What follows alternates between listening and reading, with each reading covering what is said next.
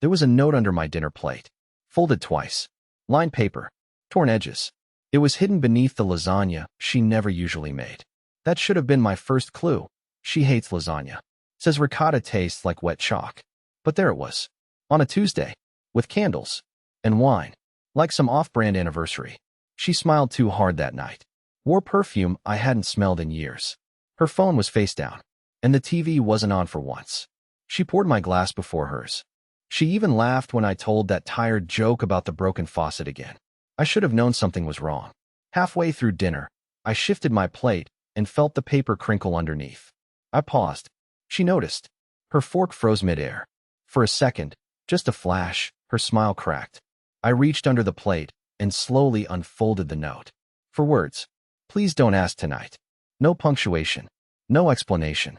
My chest tightened, but I didn't say a word. I didn't even look up. I just folded the note again and slid it into my hoodie pocket. We ate the rest of the meal in silence. Not awkward silence, loaded silence.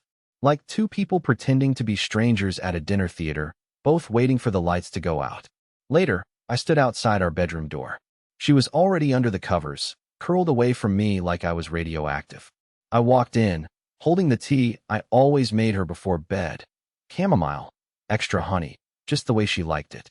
She turned toward me, eyes glossy, lashes stuck together from earlier tears I hadn't seen. And she whispered, "Not now." That was all. No kiss. No hand. No warmth. Just a quiet denial of whatever I still meant to her.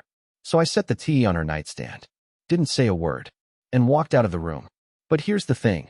I didn't go to the couch. I didn't go outside. I went to the garage. To check something I hadn't looked at in weeks. Her spare phone. The one she thought I didn't know about. The one with the cracked screen I found under the passenger seat of her car 3 weeks ago. The battery was dead, but I'd been waiting for the right moment. For her to slip. For the lies to line up. And tonight, they did. Because on the note under my dinner plate, she didn't sign her name. She signed it with a single letter. K. And that's not my wife's name. The screen lit up after only a few minutes on the charger. She must have used it recently, very recently.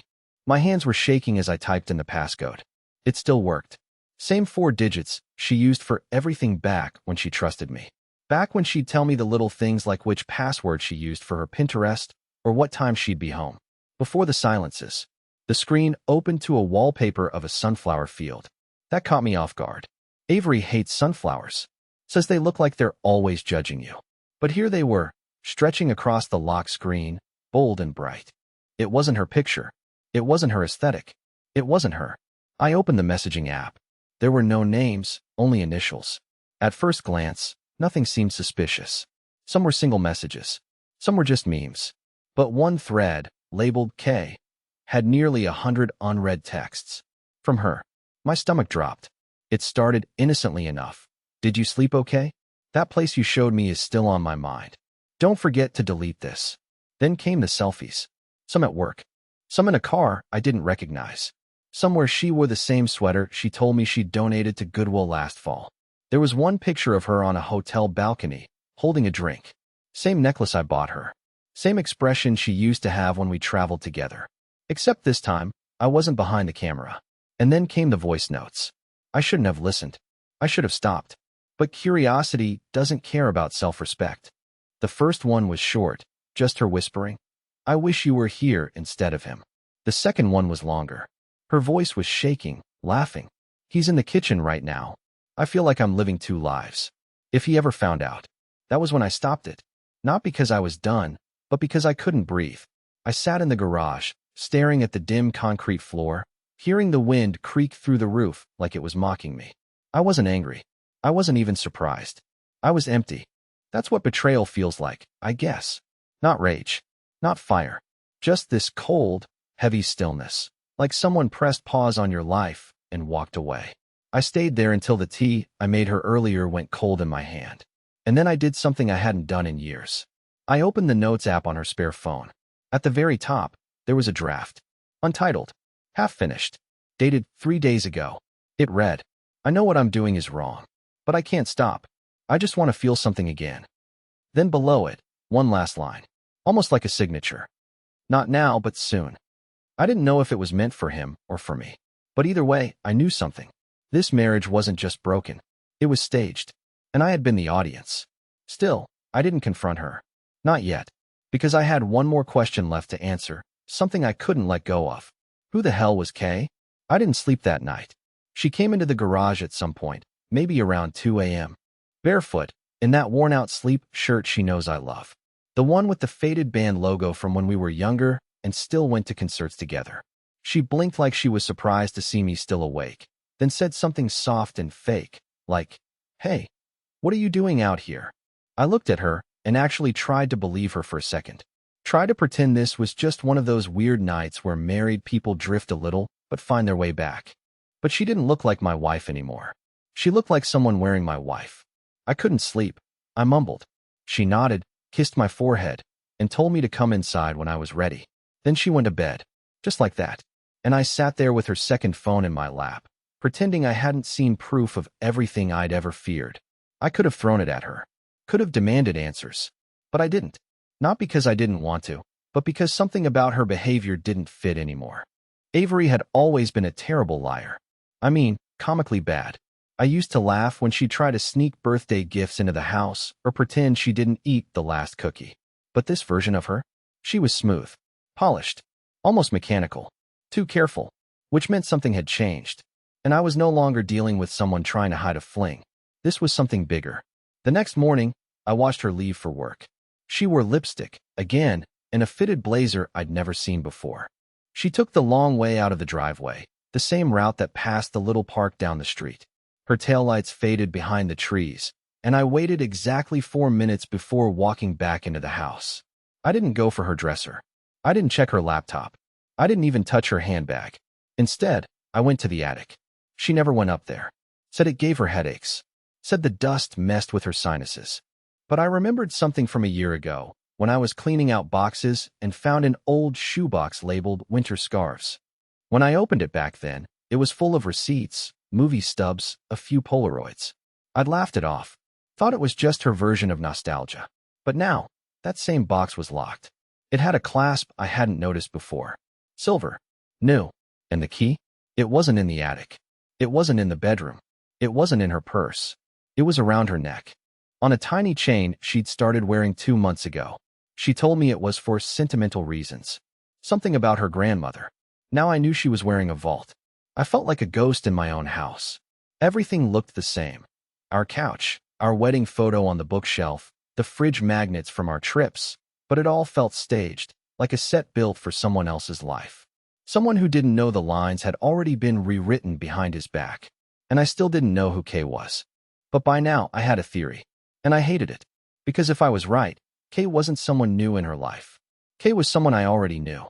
Someone who'd been to our house before. Someone I once shook hands with.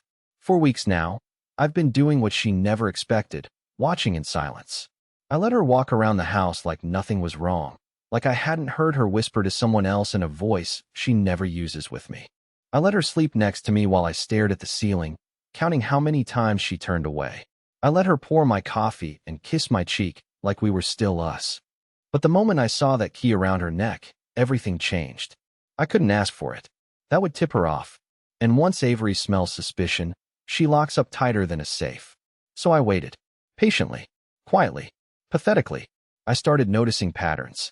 She took it off only in the shower, and only when she used the upstairs bathroom. Always when she thought I was busy or out.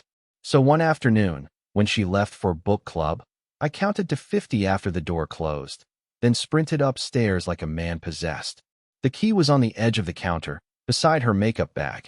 I took it and ran, not even exaggerating. I actually ran to the attic.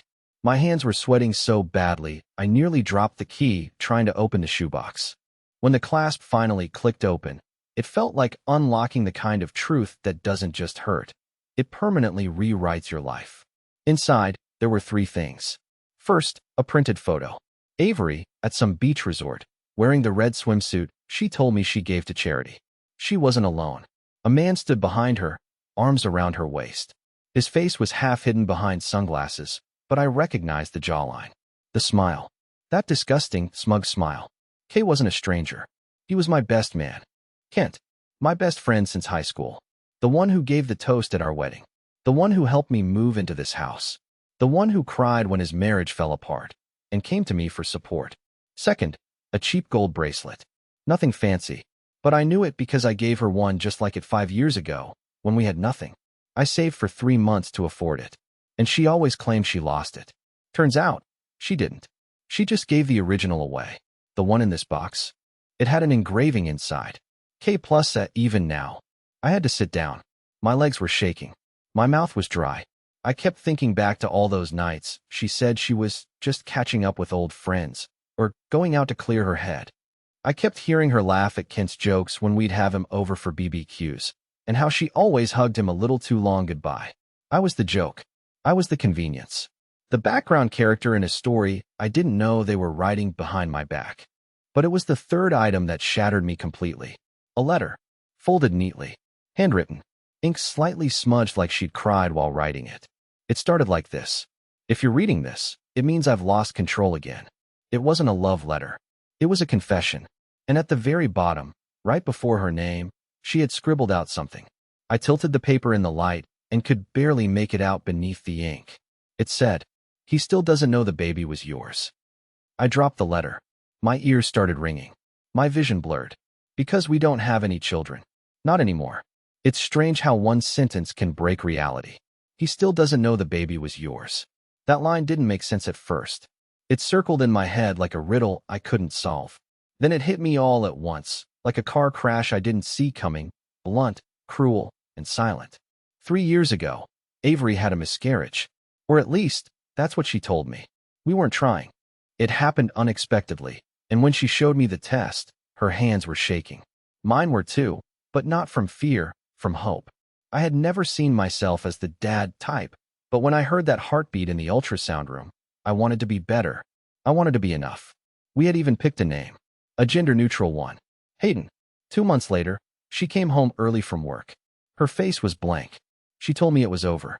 No heartbeat. The doctor's voice had gone flat. That was all I got. I held her while she cried. I brought her soup. I slept beside her in silence for weeks.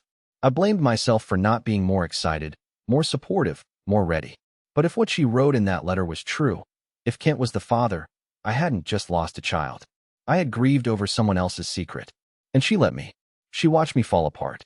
That was the moment something snapped inside me. Not loudly. Not with rage. It was more like the sound of glass hairline fracturing beneath weight. Quiet. Irreversible. I didn't cry. I didn't scream. I didn't punch a wall like they do in movies. I just sat there in the attic, surrounded by dust and insulation, and whispered to no one. You let me mourn a lie. I stayed up there for hours, thinking through every memory with new eyes.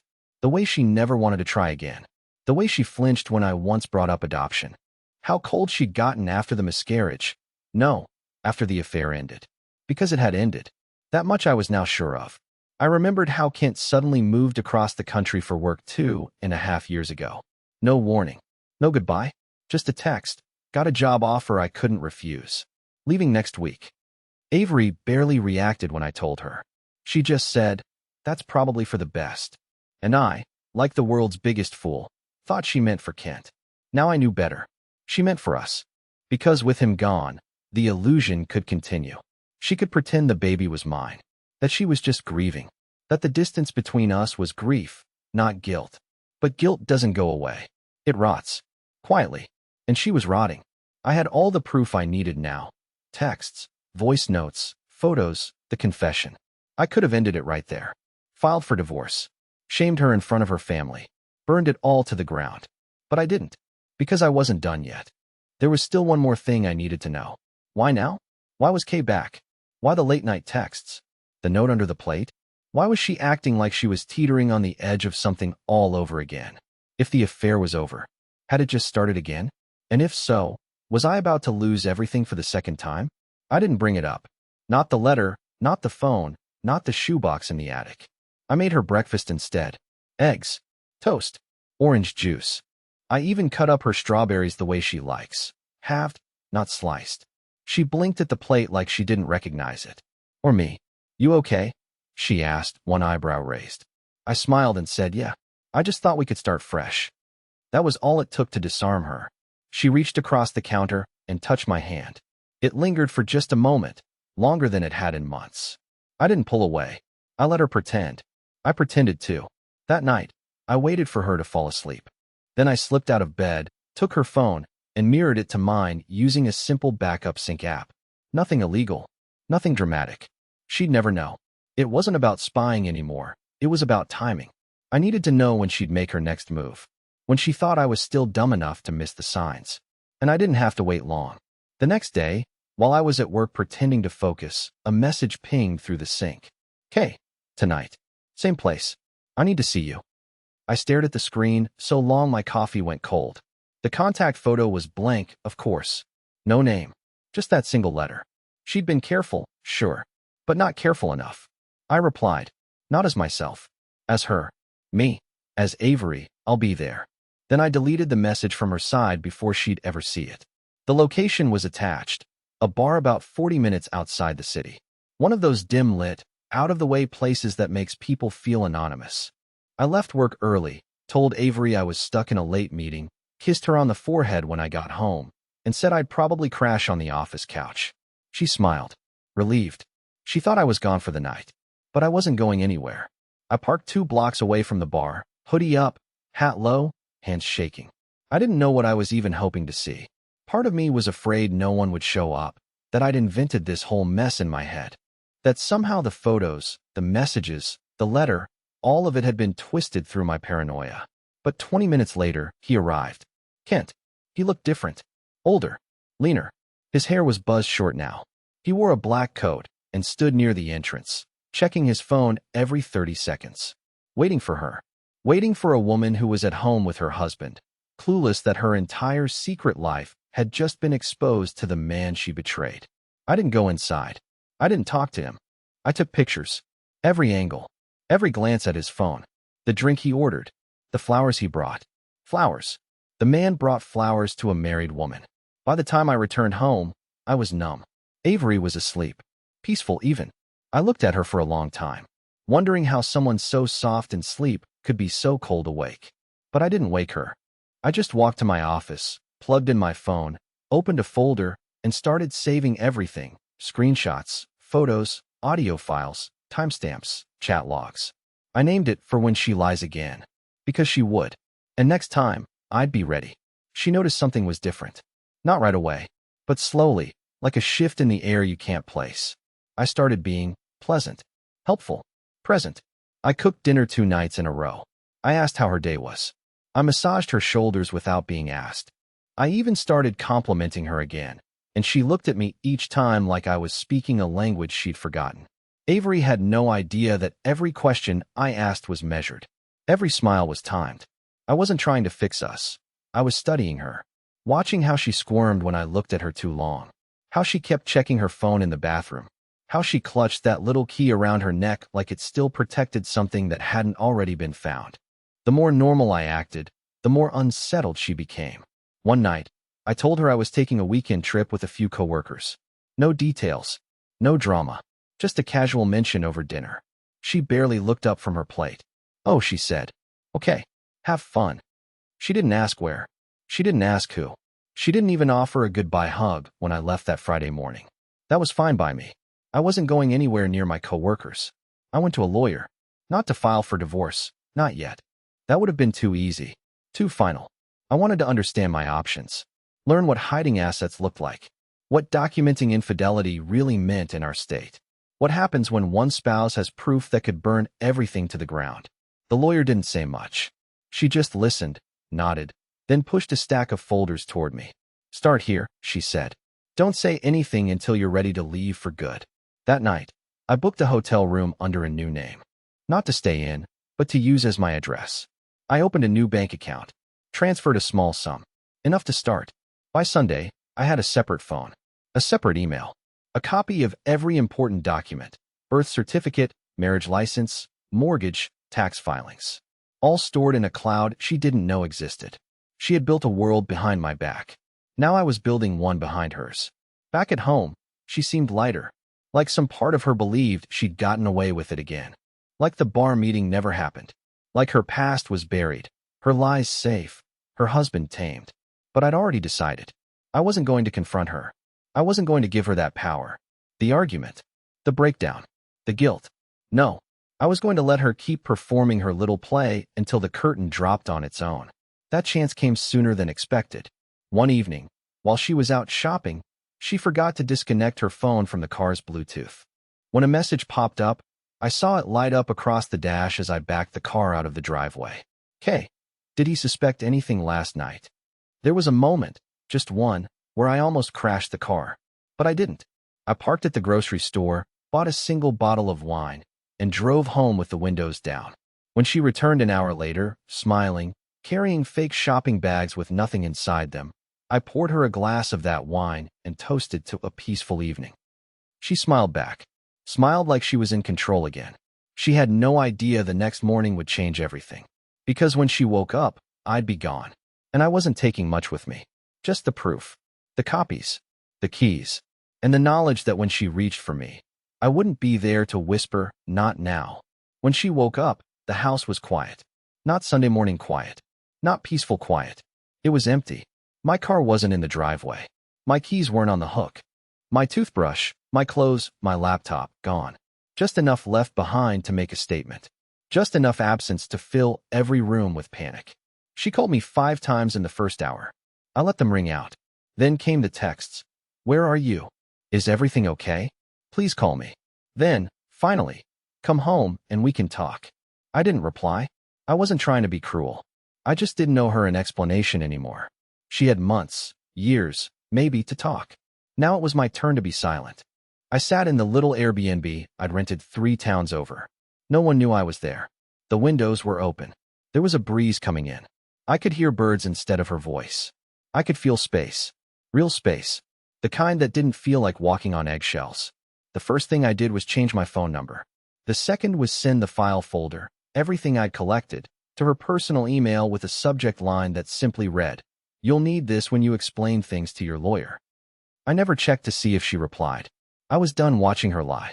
Instead, I started watching the sky. That afternoon, I went on a hike I hadn't done since college. The one I always said I'd take her on, but she never had time for. I reached the top, sat on the edge, and for the first time in years, I didn't feel small. I felt awake. And here's the part one never expected. I'm not angry anymore. Somewhere in the chaos, I stopped needing to know why she did it. I stopped needing the apology. The closure. The tears. She chose her secrets. I chose myself. A few months later, I signed the divorce papers. I didn't ask for alimony. I didn't try to take the house. I just walked away clean, with a new job in a different city, a smaller apartment, and an unbelievable sense of peace. Sometimes, when people ask why I left, I just say, because she whispered not now. And I finally listened. I don't know what she tells people, but I hope it keeps her up at night. Because I sleep just fine now, and I no longer carry anyone else's lies in my chest.